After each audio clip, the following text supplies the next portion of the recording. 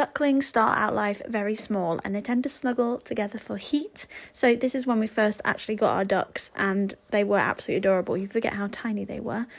A group of ducks is called a paddling or a plump, and actually when they're in water it's called a raft, which I think is really cool. This is when they're sort of at their teenage phase and they get really good at cleaning and looking after themselves. As you can see, they were quite naughty and cheeky at this stage, which most animals are. They tend to rebel when they're a little bit teenagers. And then when they become a little bit older, they sort of calm down a little bit.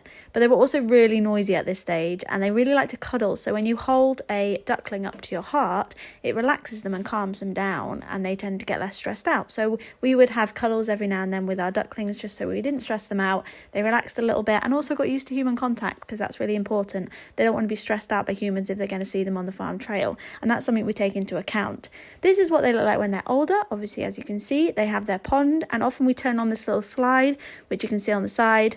Ducks love foraging, so they love looking at what's in the grass and what they can nibble on and what they can eat. This is us feeding them some seeds. They really, really love seeds. They just go crazy for them.